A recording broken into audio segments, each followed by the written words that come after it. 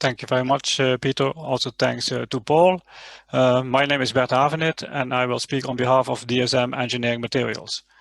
I will give you first a short introduction in our materials portfolio and the application where our materials are being used.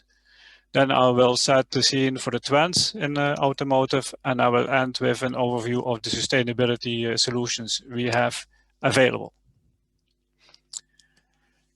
Here you see the famous triangle of thermoplastic materials, and you see in the colors at the right-hand side our trade names and the polymers they represent.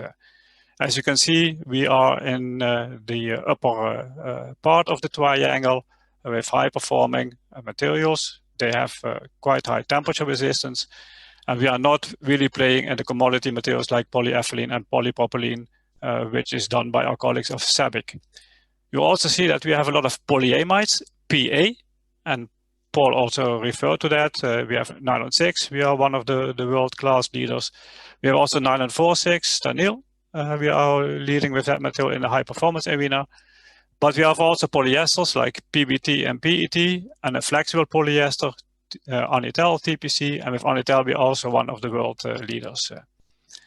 And all these materials have specific properties which make them fit for use for various applications in automotive, as you can see in the following slide.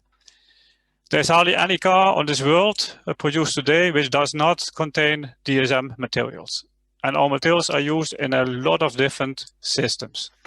Under the bonnet, close to the engine where it's very hot, but also in transmission where you have a lot of oil, in auto electronics, but also in interior and exterior applications like door handles, like pedals, and also in the safety arena in airbag systems. So every of this material has very good qualities and makes it fit for use for many different applications. Now, what are the most dominant trends in the industry? Basically, there are two, if you look to it from a helicopter point of view. It's about new technology, and it's about sustainability. If you talk about new technology, we refer to things like new mobility, electrification of the cars, connectivity, autonomous driving, and the use of more and more artificial intelligence. At the sustainability side, it's all about climate change. It's all about depleting resources. It's all about circularity. And I will touch on each of these fields in the next slides. Now, Luc paved already the floor for me. So if you look to the main trends, here you see a different approach, but it's in the end all about fuel and emission reduction, more connectivity, more comfort in the car, more safety. And yes, automotive is very cost sensitive. So it's always also about increased productivity and reduce system costs. If you look to the left pillar, fuel and emission reduction, yes, there is still work done on the increase of the powertrain efficiency, also on the combustion engine. Don't forget that even in 2030, 80% of the cars will still have a combustion engine on board. However, it has also to be admitted that 50% of the cars will have then an electromotor and a battery system on board. And it is not all pure battery electrical vehicles which will then be produced. It's also a lot in the arena of mild hybrid and full hybrid cars. For all of these cars, weight reduction and friction reduction remains important to get the fuel consumption down, and by doing that, to get the tailgate emission down. And plastics can play a role in all these areas: lightweighting, electric insulation, system cost reduction. Also in the field of more electronics on board or more active safety systems like cameras and sensors, plastics are used in a very big amount. On the other hand, the automotive industry has also to look to new mobility concepts like car sharing or ride-hailing. Think about Uber. That could influence the total amount of cars produced at the end of the day. And the last 2 years, you see more and more emphasis on low greenhouse gas solutions, lower carbon footprint, and also more on circular economy solution, be it recycle-based, be it recycling as a topic, but also bio-based solutions are very frequently now asked for. In this slide, I just have created a short overview, a short summary of typical innovation examples where our materials have been used or still being used. On the left top, you see, for instance, an integrated airline manifold with a charged air cooler, and the material used is Stanil Diablo, a special heat-stabilized polyimide 4/6 material, which was needed to overcome the 230 degrees centigrade temperature resistance required for this part. Also in lightweighting, metal replacement, a lot of activities are still ongoing, for instance in the oil sump, where we position our nylon 6 material. But also in all kind of moving objects or components, there is still a lot of opportunity to reduce the friction, like in the chain tensioners with Stanil and Stanil AGR types.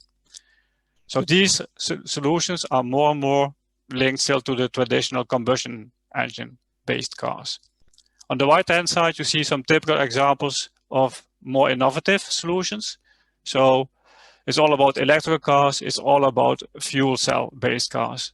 And you see, for instance, a CNG or hydrogen tank, where the inner liner is made out of Echelon fuel log and nylon 6 material.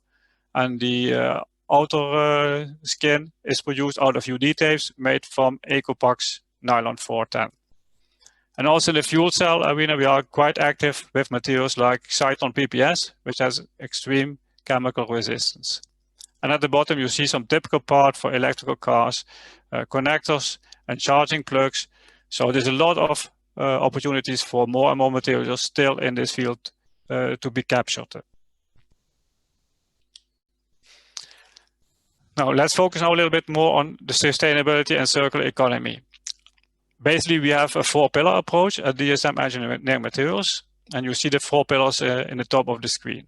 It's about brighter living solutions, and I gave you already a lot of examples in the previous slides. It's also about product stewardship and product safety. All our customers require that we deliver products with substances of no concern and that we use suppliers of no concern. So suppliers which do not use child labor and these kind of things. But that was what we did already for many, many years. The new pillars are really focusing on greenhouse gas emission reduction, carbon footprint reduction of our materials, and the circular economy solutions. And you see now that that is really gearing off in society. And what is the reason for that? Now, of course, everybody in a society talks about climate change and accumulating plastic waste in the oceans and depleting resources. And for all of these, there are solutions available. Like climate change, you can fight by reducing greenhouse gas emissions. Accumulating waste, you can fight by more collecting and more recycling. And also depleting resources like oil, basically there are solutions in the arena of bio-based materials. And this is all fostered now by more legislation and more stipulations. Especially in Europe, we have the Green Deal framework, which is very important and which drives a lot of decisions of many of our customers today. Also in China, there are already agreements in place to strive for carbon neutrality, but also to limit the greenhouse gas emissions with a peak by 2030. And also because of the election of President Biden, you see a revival of sustainability topics in the US. So everything is gearing in towards the same direction. Carbon neutrality and more circularity. And that's why you see that a lot of companies throughout the value chain come with all kinds of pledges, ambitions, and targets. And here I just captured a couple of them done by automotive value chain partners. So like the OEMs, they all state that they want to be climate neutral by 2050. But they have all kinds of roadmaps in place to reduce their footprint towards that area. But also on the recycled and circular front, same OEMs, but also big tier ones come with all kinds of pledges to make use of more recycle-based plastics in their cars. So we are really now at a tipping point, and it's really important that all value chain partners cooperate to really make it happen. So that's also why we said we have to play our part, and that's why we have define these kind of ambitions. In the Brighting Level Solutions arena, more than 65% of our sales should be dedicated to this topic. And it also embraces the topic of product stewardship. So no substances of concern, no suppliers of concern being used. But the main focus for us is on the greenhouse gas emission reduction. The target is 30% reduction by 2030, where we also, of course, make use of much more renewable electricity in our factories.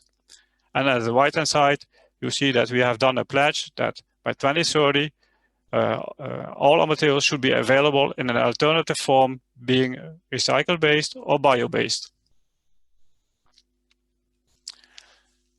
And that is where we're also working towards. And if you look to this overview, our basic aim is that we develop materials which have the same functionality as the fossil oil-based materials. So no compromise on properties. And Paul touched already upon it. With nylon 6, we have already various solutions in place, bio-based mass balance solution, but also circular chemical recycling-based solutions. For Stanil, we have bio-based mass balance solutions available. The same holds for Anitel. And we have also EcoPax nylon 410, which is already from its own characteristics bio-based. And last but not least, we also worked on mechanical recycled based materials, and a typical example is nylon 6 Echelon repurposed, which is based on fishing nets which are collected from the ocean and which then mechanically recycled and brought back in materials which can be used in our value chains. And with that, I end my presentation.